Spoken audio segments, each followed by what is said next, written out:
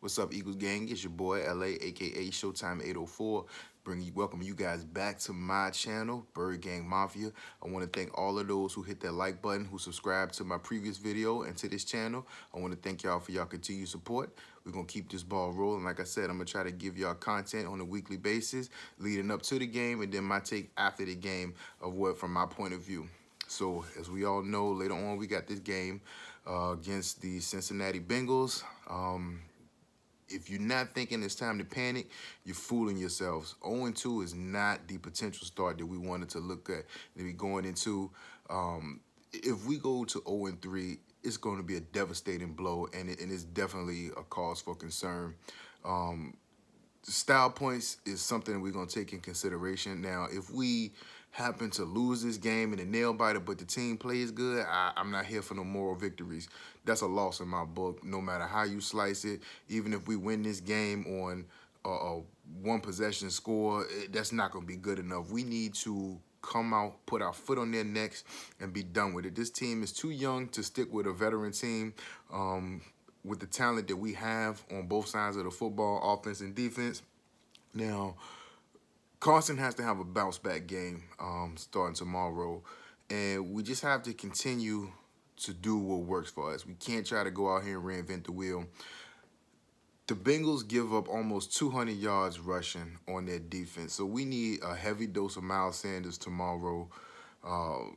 Run them early and often, so that way if Doug decides at any point in the game he wants to start getting pass happy, the play action will be there for us. Now, we can't force the issue to just throw the ball. We need to play a smart, consistent game plan. If it works, it works. If it doesn't, stop trying to force the issue. Do not try to force feed that ball to Zach Ertz.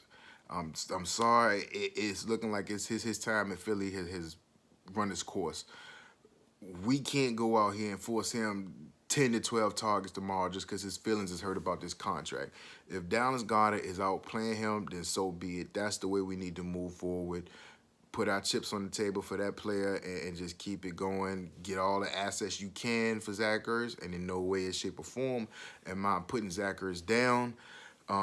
Football is a business sense. We all know this. When our favorite players get moved on, we got to understand it's a business. So they got to understand it at the same time. Yeah, he can want to finish his career here, but the feeling that I'm getting and the attitude that he's showing on this field is something that can't stick around. Like his energy is bringing Carson down. And if we need our QB to flourish like the MVP caliber quarterback that he is, then by all means, Zach Ertz, you got to go. We brought up Deontay Burnett from the practice squad later in the week. I think this move should have been taking place the same day that Jalen Reagor was announced that he was going to miss some time due to the thumb surgery that he was going to have. Also heard a report that Doug is going to lean on Whiteside for the next coming weeks. I think this is a big mistake to kind of make that known to him, because it puts Whiteside in a bad position for somebody who hasn't lived up to the potential that we expect him to be. And we tend to do that a lot with our younger players, where we thrust them into positions where they're not ready to handle, where they should be eased into these roles and not given such these great expectations, because when those expectations aren't lived up to, the fan base wants blood for that player for not contributing the way he's supposed to. Now, if you look back in the past, we've done the same thing with Jordan Matthews. We expected him to come and save our receiving core. It didn't work out that way. We should have eased him along.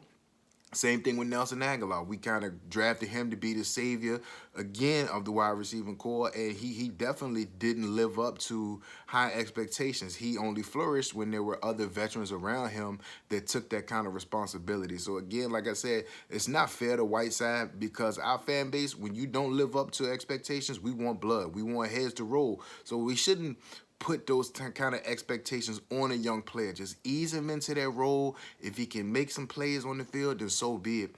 I like what I saw out of Deontay Burnett last year, especially in that Giants game. I think he had like 2 catches for 48 yards, and he was only called up from the practice squad maybe a week or prior to that actual game time. So he does show potentials of being a functional player on the field. So I'm glad that this move actually happened. He knows the offense. He has some kind of chemistry with Carson. So it's not going to be, he's going to have the deer in headlights where the moment's too big for him.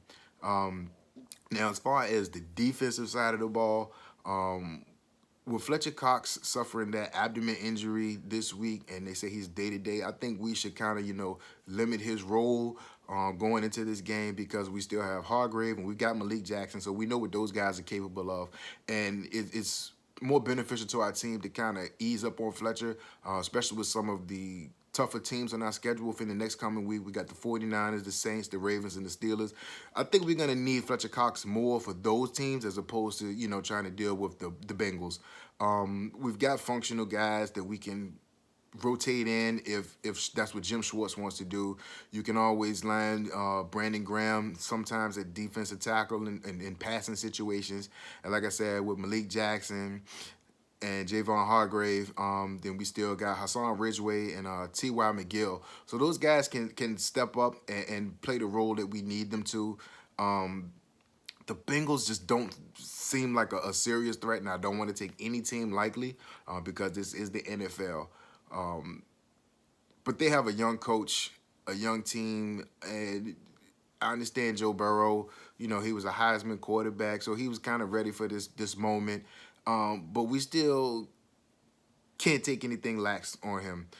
Jim Schwartz has to come out with a game plan for this game. Do not just sit back and rush forward. This is a rookie quarterback. Send him different looks. Don't let him just sit back in the pocket. He is an NFL quarterback, and with time, any NFL quarterback can pick you apart. So we have to do something that's not normal from Jim Schwartz, and I know that's asking a whole lot. Minimize the single high safety looks. AJ Green and Tyler Boyd are more than capable of taking over this game because Joe Burrow does have an arm that he can throw that ball around, and it's going to be interesting to see how Press Taylor, the brother of the Bengals coach Zach Taylor, approaches this game. I know he's the passing game coordinator and he's the Eagles quarterback coach. And there's been some reports that he's not coaching Carson the way Carson needs to be coached, and they're more along the lines of being buddies as opposed to a coach and player relationship. So we got to take that into consideration. This is a must-win game for us. There's no ifs, ands about it. We have to go in tomorrow, take care of business, and, get off the 1-2 start, and we go to the 49ers who are banged up. So we need some kind of momentum going into this. But if we fall 0-3, all bets are off, and I'm still not going to jump on the Jalen Hurts train. That's not what needs to happen for our team. Jalen Hurts has some growing. He's got some growing to do as a passer. You guys got to remember this man was benched in a national championship game for a true freshman. That does not happen, especially with the accolades that Jalen Hurts came into that situation with. He was a winner. He led his team to the national championship game prior to, but because of his play on the field, he got demoted. And this is the guy who we want to step in for Carson. Like, no, that's not going to happen. He didn't get a full offseason. And again, those expectations, you're going to hype this guy up to set him up for failure. To me, in my honest opinion, Jalen Hurts gives me Tim Tebow vibes. And there's just something about him. I'm not saying he's not a bad player, but he's just not ready for the NFL moment just yet. So we got to go in tomorrow, and I mean single-handed, like, win this game without question. None of those nail biters going into the third and fourth quarters or a seesaw game, and we just look lost and don't have any control of it. So we got to run the ball. Miles Sanders, early and often. Boston Scott, just do what works. Boston Scott, give him on the screen games. Don't keep trying to run him through the tackles. Spring him in there once or twice, but other than that, then that guy Hundley, we need to see something out of him. Corey Clement, I have no idea what's going on with him. If he just needs to be, bumped down to special teams, and so be it. But we got to come out here tomorrow, take care of business, get this W. And as always, I'm going to see y'all when I see y'all. Do this for the gang, and I'm out.